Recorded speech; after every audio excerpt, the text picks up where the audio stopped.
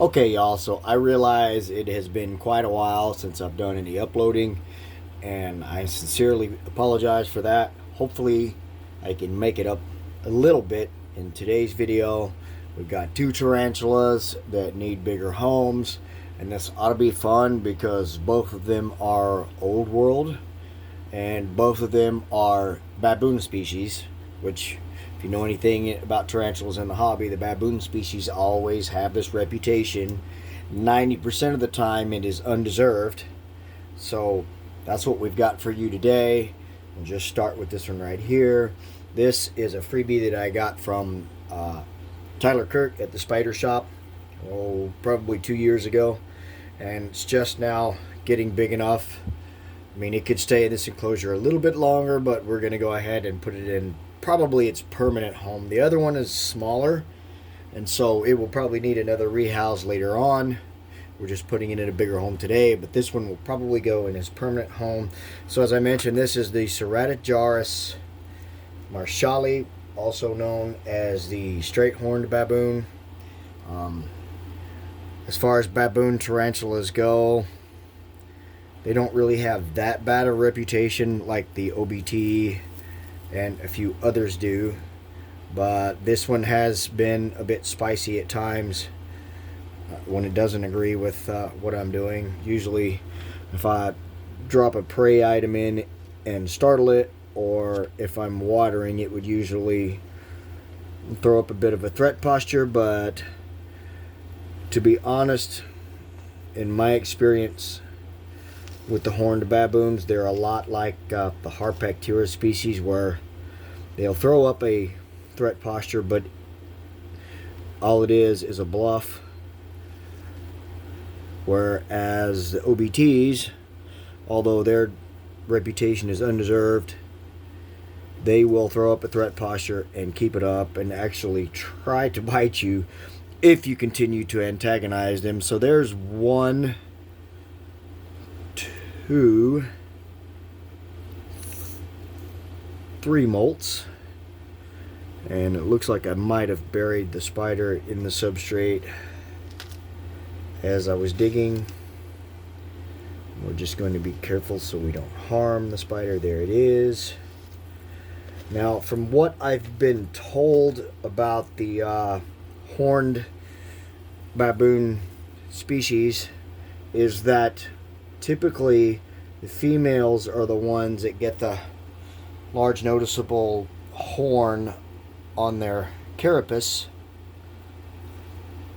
I don't know that to be fact, so I suspect this is a possible female.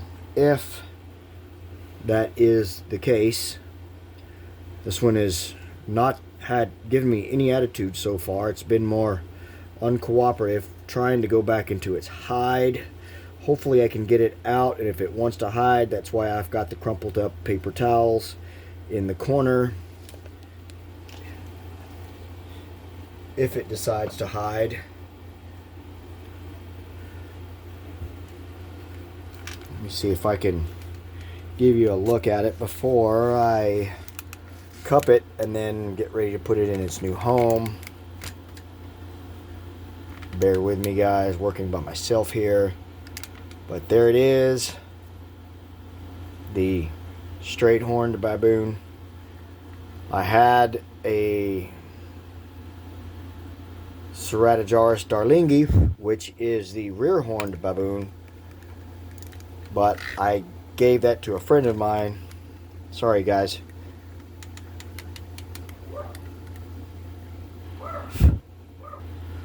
Okay, I'm sorry about that, y'all. I was trying to adjust the camera angle, and then somebody walked in front of the house out in the street, and the dog saw it, and they thought they had to protect me, and so I had to go correct them, and I got distracted. I apologize. You can probably hear the gears slipping there for just a second, but I'm back on track now. We're going to go ahead and get this thing in the bottle, kind of clear some of this debris out of the way, and then we will put it in its new home. Now, hopefully this will go pretty easy. I had a little bit of trouble getting the tarantula to cooperate and come out of the enclosure, but it never gave me any attitude whatsoever. So now we've got it in the bottle. and I'll get everything rearranged and we'll get it put into its new home. Alright everyone, so here we go. We're going to put this Ceratojaurus marshalli in its new, possibly permanent home. This enclosure actually belonged to another old world fossorial, but I got rid of it, so I had the enclosure already made up. I didn't have to make up any substrate. I didn't have to put anything in here, just kind of pick some of the webbing out, and now we're just going to nice and easy peasy tickle this tarantula out of the bottle and into its new home. Hopefully it'll go right down into the tube. There we go. That is the Ceratojaurus marshalli in hopefully her new home. Let's move on to the next one. Alright, so this next one, I can't promise how it's going to go. I've never kept this species before, although they are pretty well known in the hobby. As I mentioned, this one is much smaller. That doesn't mean it's going to be any easier to rehouse. Knowing the tiny bit of information I know about these guys, they have a bit of a reputation that may be undeserved, but we're going to take precautions anyway. That last rehousing, by the way, went kind of like I expected. I just would have thought I would have gotten a little bit more attitude out of that tarantula, but it gave me no attitude, just a little bit of resistance. Once we got it moving in the right direction, it decided to cooperate. So this species right here is one of only a few arboreal baboon tarantulas out there. You have so many different species of baboon tarantulas, like the golden blue-leg baboon tarantula, the notorious OBT, and a few others like the one we just saw. They are mostly all terrestrial or fossorial. There's only a few that are arboreal, and I only know of two. This one is the Heteroscoda maculata, or the Togo starburst. They are pretty well known in the hobby for being fast and feisty, so that's why we're going to take some precautions. And the only other arboreal baboon species that I know of is the Stromatopelma calceatum, or the featherleg baboon, which looks very similar to this tarantula and has the exact same character traits as this one. So, never having dealt with these before, I'm not sure how it's going to go. Like I said, they are known to be fast, so I will not be holding the vial with my hand. This may be overkill, but what the hell, just better be safe than sorry. So I'm going to hold the enclosure with these while I dig all the stuff out with these until I get down to the spider. Only time I ever see anything out of this spider is just legs, and as soon as it knows it's been spotted, it would vanish. As young spiderlings, there it is right there, as young spiderlings, arboreals are more fossorial than they are arboreal. Then when they get bigger, they will move into a tree, and a hole in a tree or what have you. So far it's going to be chill here, so I'm going to dismount the camera, give you guys a close look at it, and then try to cup it and move it into its new home, and hopefully this will go pretty well. Alright y'all, so I got my LED light on it in my right hand, and I'm working the camera with the left. So I'm just going to give you guys a quick look at it. Then I'm going to put the light down and we're going to cup it.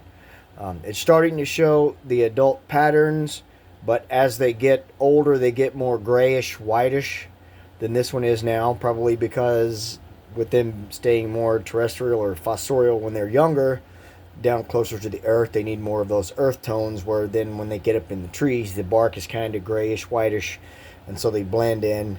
So there's a look at it. Now I'm going to put the light down and we will cup it.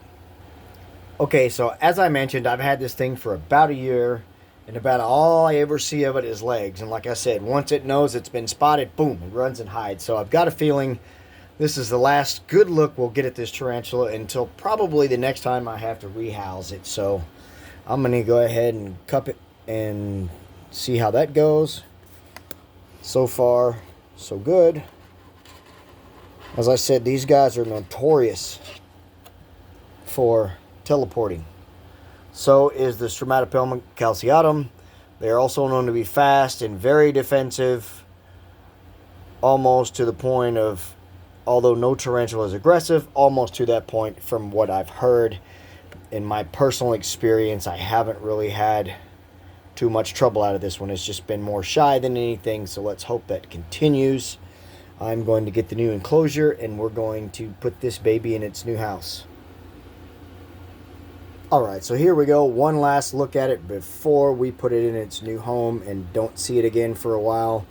It's in that typical stretched out arboreal pose. If I don't move, I'll blend in and it won't see me and try to eat me, rather than any kind of defensiveness or running around. So hopefully that continues as we poke it into the new enclosure, which we're going to attempt to do now. I'm going to try to just poke it right down into the cork bark. Say goodbye to our little friend, because it's probably the last time we will see it for a while. And it shot straight down into that cork bark. You saw a little bit of an example of what I was talking about there with the teleporting. That was so darn fast you couldn't hardly see it. So there we go. We've got both of our tarantulas in the new home. Hopefully I kind of made up a little bit for not uploading for a while. I apologize. I'll work on trying to do some more. What else? I'm trying to think. Thank you guys for watching. Don't forget to like and comment on this video. Share it with your friends if you feel like it. If you haven't subscribed, do that. Although, you know, I'm not a very active channel. Hopefully I'm kind of educational and entertaining when I do put stuff out. I really appreciate you guys watching these videos. It's really the only reason that I do it. And I appreciate your comments, although I don't hardly get any of those. But that's okay, because I live. There we go, guys. Another video down. Take care of yourselves and each other. Have a fantastic day or night wherever you are. Again, thanks for watching. God bless.